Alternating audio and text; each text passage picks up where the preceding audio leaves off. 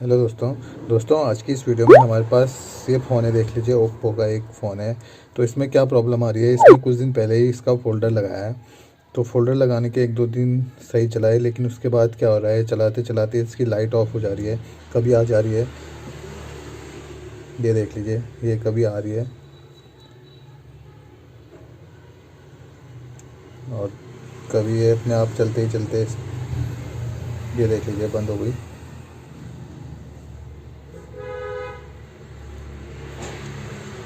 तो ये देख लीजिए, ऐसी प्रॉब्लम आ रही है इसमें।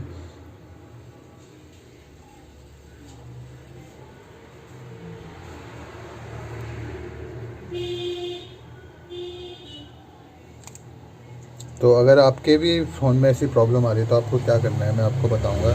वीडियो में पूरा एंड तक बने रहना दोस्तों। वीडियो अच्छा लगे तो लाइक, कमेंट, सब्सक्राइब और शेयर ज़रूर करना। साथ में आपको बेल आइकन ज़रूर दबा देना है। मैं ऐसी टेक्नोलॉजी से रिलेटेड, मोबाइल बैंक से रिलेटेड नई नई वीडियोज़ अपने चैनल पर रोज़ अपलोड करता रहता हूँ। उसका नोटिफिकेशन आपको सबसे पहले मिले।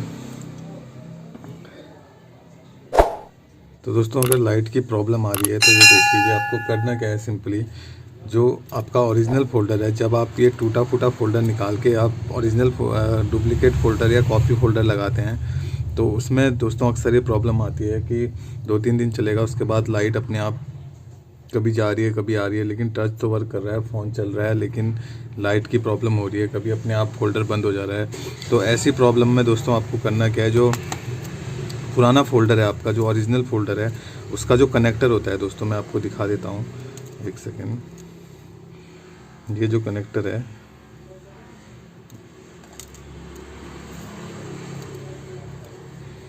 ये कनेक्टर आपको चेंज करना है दोस्तों।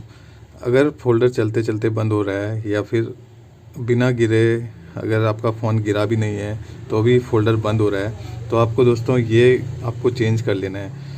तो मैंने इस फ़ोन का चेंज किया दोस्तों। वैसे ये फ़ोन मेरे पास फ़ोल्डर चेंज होने के लिए आया था, लेकिन कस्टमर का कहना था कि ये गिरा भी नहीं है और ये चलते चलते बंद हो रखा है। तो मैंने देखा तो उसके बाद सेम प्रॉब्लम आ रही थी। जब कुछ देर बाद बटन दबा रहे थे, इसका पावर बटन दबा रहे थे, तो कभी ऑन हो जा रहा था, कभी ऑन नहीं हो रहा था।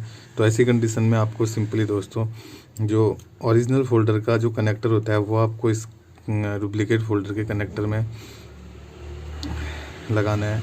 तो अगर दोस्तों आपको कनेक्टर लगाना नहीं आता तो आप चैनल पे जाके, मैंने इस पे भी एक वीडियो बनाई है, तो आप वहाँ जाके चेक कर सकते हैं इसका जो कनेक्टर कैसे चेंज करते हैं। तो आज की वीडियो में बस इतना ही दोस्तों।